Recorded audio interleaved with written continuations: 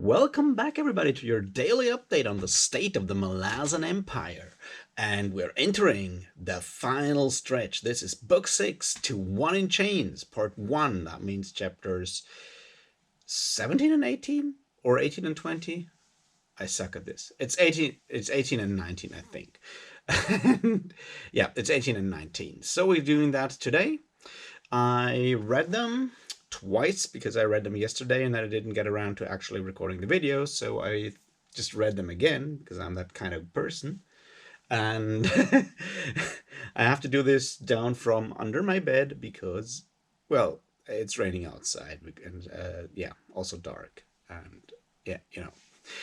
Anyway, let's get this started before I forget what I wanted to say. Cheers.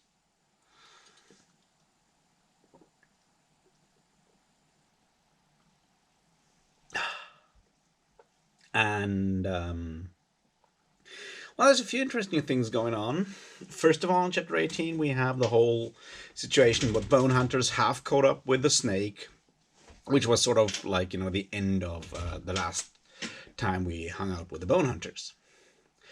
They have met up. We get like in a flashback sort of. We see what happens when Fiddler and the scouts find the kids and give the children what to drink and so forth, and yeah, all of that.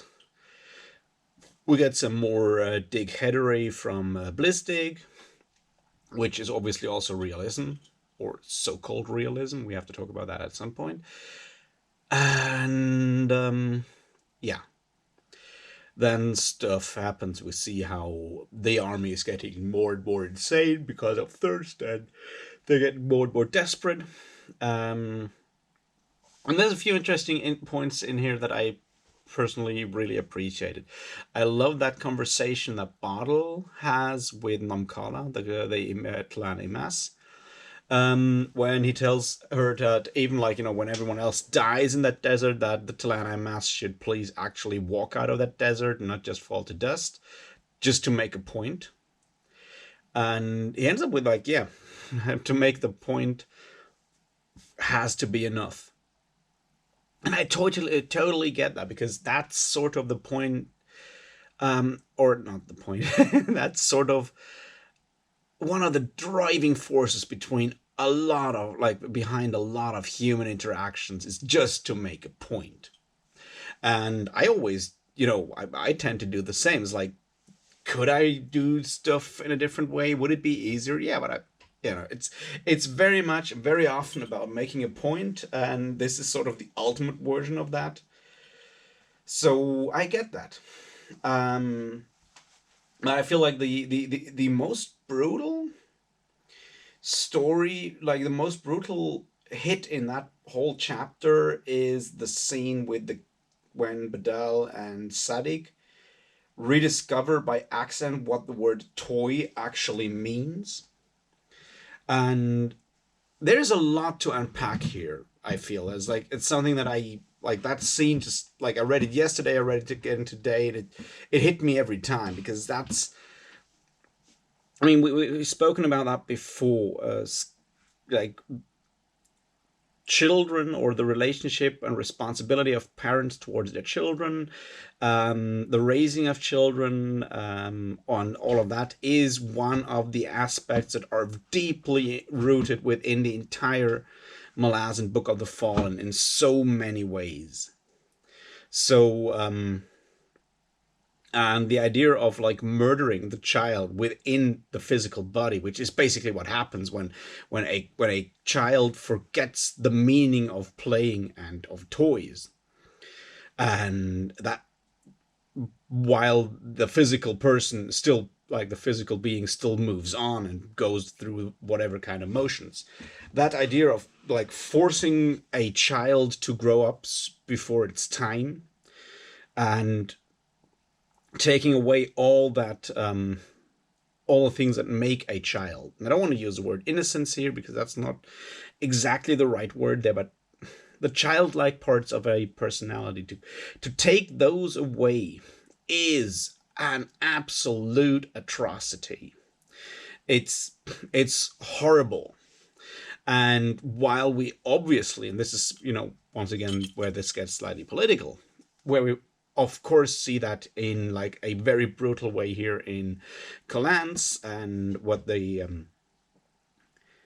the four assail do to the children there. That's obviously the fantasy version of that, but I feel it's important to be aware of the fact, or to realize the fact, that this is something that we as humans still tend to do, or at least condone, or at least knowingly accept, when we look at child labor and child soldiers and all of these terrible things that we as humanity on this here planet Earth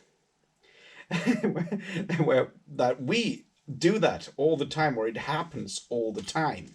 So it's not just, something brutal in a fantasy story, but it's something that happens in our world as well.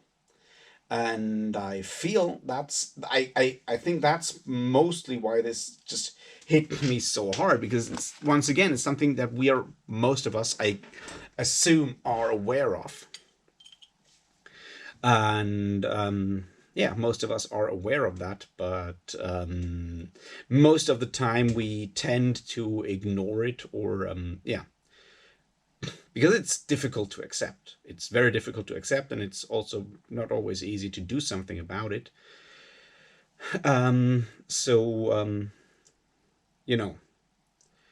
Deliberate ignorance is a path we often choose, which once again is obviously the thing that happens in that is important in the Malazan universe, because it's exactly that kind of like disregard, deliberate turning away from suffering that has led to the situation that we're facing now.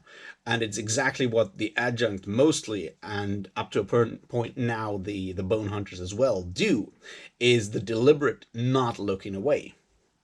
So we've come kind of full circle here. And I felt that was just like a very, very powerful scene in its simplicity, basically. And Ruth God obviously realizing that is what will drive the army for one more day.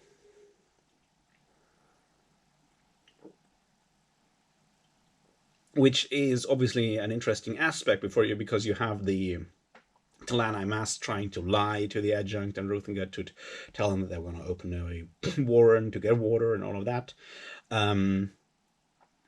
And what we realize here in the end, or what Ruth and God realizes, is that now that, like at that point that the bone hunters have reached at this point, they don't want to follow a false hope. A false hope for survival or anything is not what will drive them on.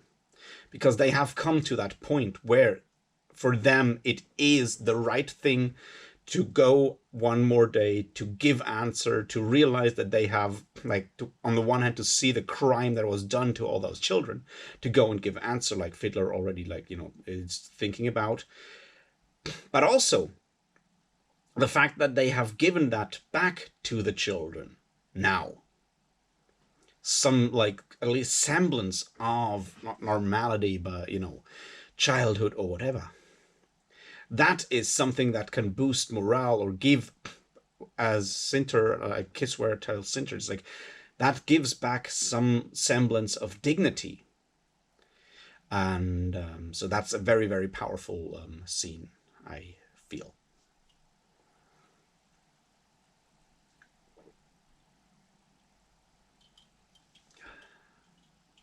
All right, what else is interesting?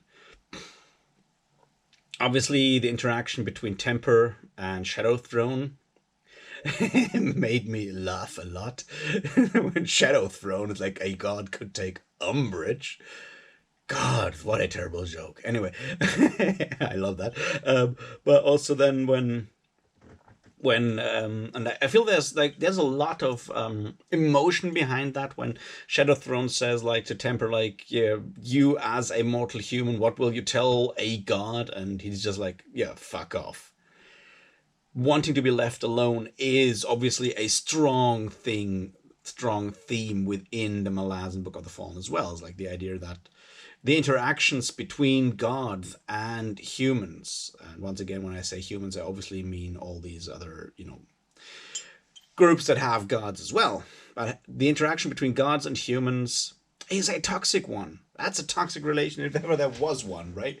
And that's so saying, yeah, fuck off, and ending that like connection between the two is, yeah, comes with a lot of feelings. So I just found that interesting. Another small tidbit that made me think for a while was a small kind of almost throwaway thing on the ship with Shurk Elal when before she's really talking to Hood, when she's ruminating on the fact that the sea is super calm, because I mean we then find out that it's kind of linked to her personality and her emotional state in a way.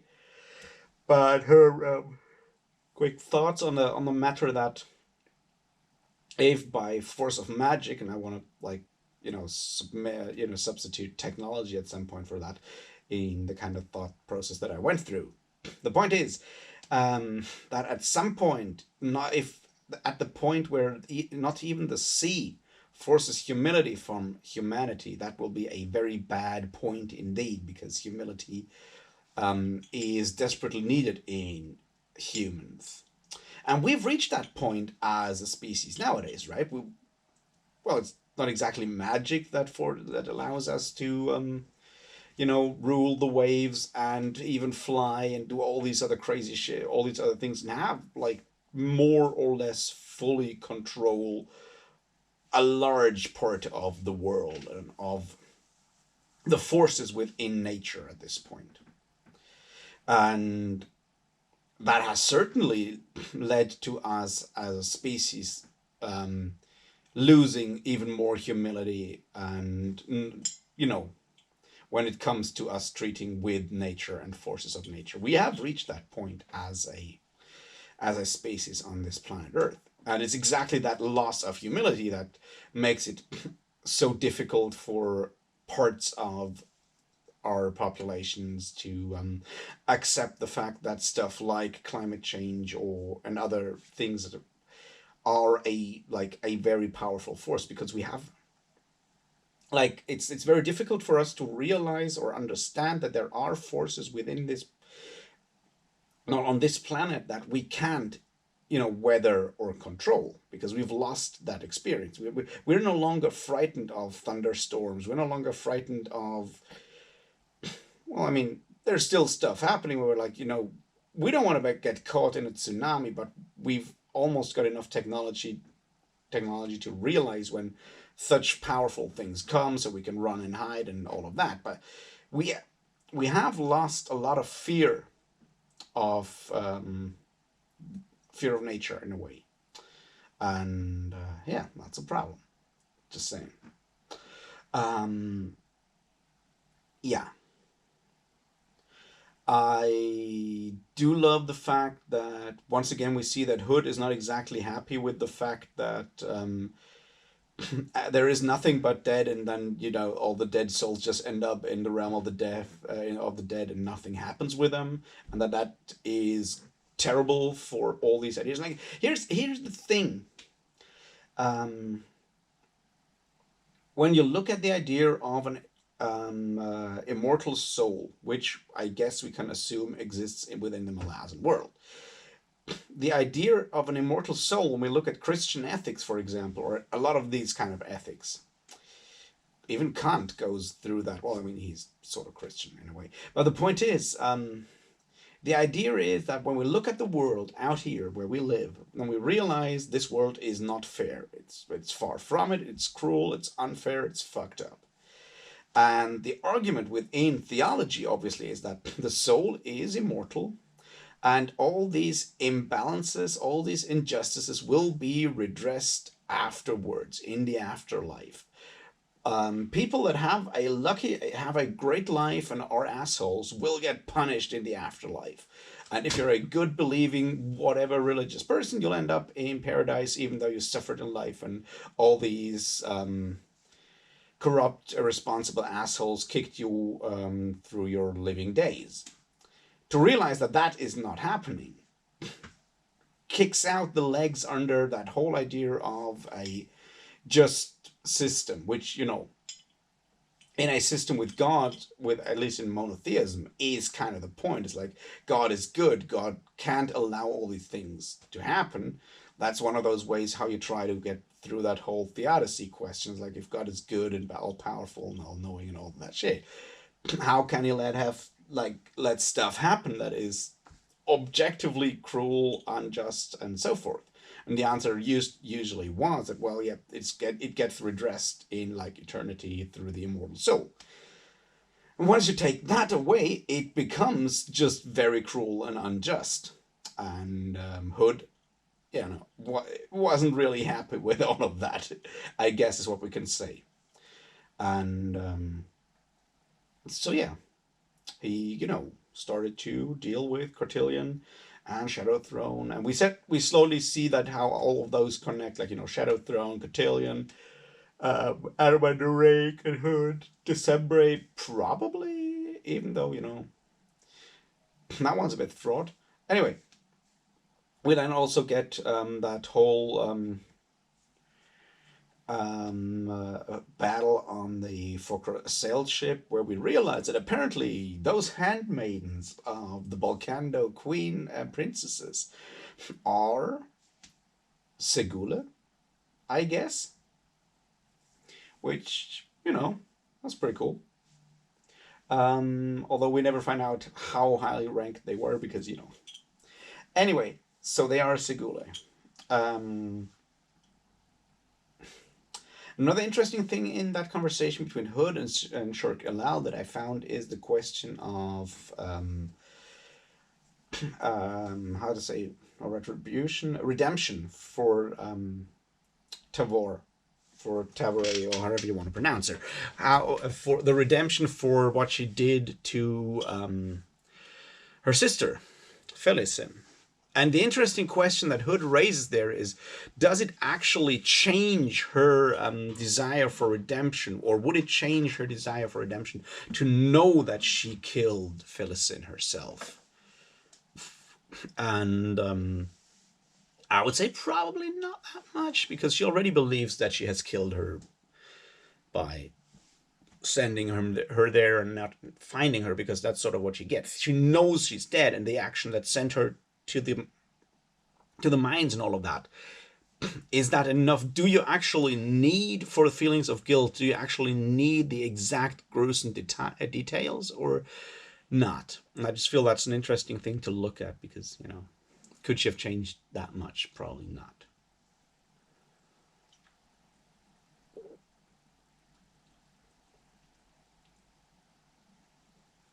All right. Let's have a few last looks at stuff.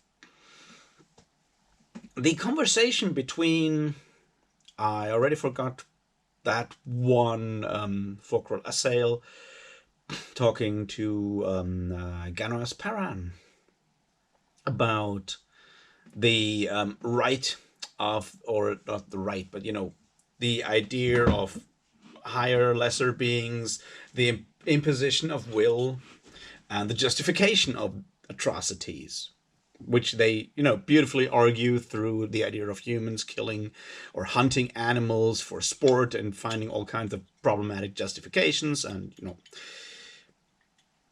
Ganos Paran is fully on her side. There's like, yeah, those are ridiculous justifications.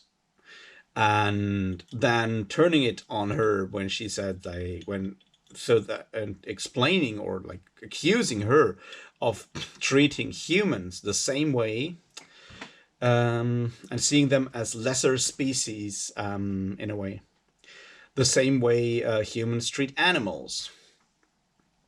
And now that's the interesting thing there, because she only realizes the answer to why, like how to justify, in a way, such actions.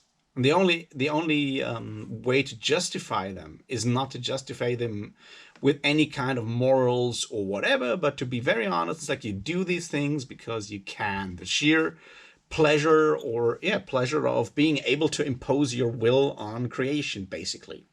And the only thing, and that's the other part of there, is that if you take away the notion of inequality between different species, when you say like there's no like lesser like beings like animals, and then you have humans and so forth, once you take that away, a lot of these become much clearer. The fact that you just do that because you can, right? That's the point. It's like all these justifications fall away when you look at I don't know. You have that with Aristotle when he tries to explain why slavery is good, right? He goes, "That's yeah for the barbarian slave, his highest goal in life is to be a good slave, and being the master of a good slave, you have the responsibility to help him, um, you know, fulfill that highest goal because that will make him happy." And I was like, I'm very much, generalizing here. There's a bit more to it, but that's sort of where that goes because it's this whole teleological idea of like of ethics and so forth. And like once you knock that out of the park, and you're like, fuck that. There is no such thing. The it's not the destiny. It's not the destiny of animals to be hunted. That's bullshit. They're just as valid as beings as we are. And what happens then is like when we still kill them for, you know, food purposes, if that's the point, then we have an argument why we do that. And if we don't do that, but like arguments like we do that because it makes us feel one with them, it makes us feel alive with them, they become ridiculous when we just apply them to other humans, right? They don't feel as good as anymore. And the idea there is that accepting the validness or the validity of every kind of life robs us of the opportunity or the possibility of using such excuses for something that is at the end of the day just the sheer pleasure of imposing our will on creation. I mean, accepting that is difficult. We can then think about whether we want to be the kind of person that wants to impose their will like for no reason whatsoever apart from pleasure on on other beings. And I guess most of us would say no, we don't want to do that. That doesn't feel right. We don't want to be the kind of people that live in a world ruled by the great old ones, according to Lovecraft, or like live in whatever madness someone like Ayn Rand conjured up in her fever dream of, don't read those books. The Ayn Rand ones, you can read Lovecraft, that's a different issue. My point is that it's important to strip away those illusions, to be aware of what it really is that feeds these kinds of behaviors. And that's what Ganos does what Paran does to Sister Bilai. I keep forgetting to that vocal assail. In any case, and yeah, and when she then is like, I want to nail the guy to the wall and so forth because I can, is that point when she actually comes to that conclusion that the only reason she wants to do that is because, yes, she can. Or can't. We shall see. All right. I know there's more in there, but I'm kind of running out of ideas. I guess I should probably mention that is that whole thing that I said earlier about the bone hunters, moving on, and that whole scene with the child, with the children relearning to play, kind of fits with that thing that Caliph says near the end of chapter 19 when she goes about like explaining what the Malazans want to do, and that's the idea of them those Malazans, in this case the bone hunters, trying to actually stand up and be better than just fallen humanity giving in to the cruelty of the world. I guess that's sort of the point there, this idea like of trying to be good or be better people. And with that, I'll leave you to the rest of this glorious day of Corpus Christi. I hope you all celebrated the corpse of the guy that we nailed to a tree or whatever that is. And I'm not talking about Aaron Way. And I'll talk to you tomorrow about the rest of Book 6 of The Crippled God, and then we'll finish it up next week. Until then, cheers.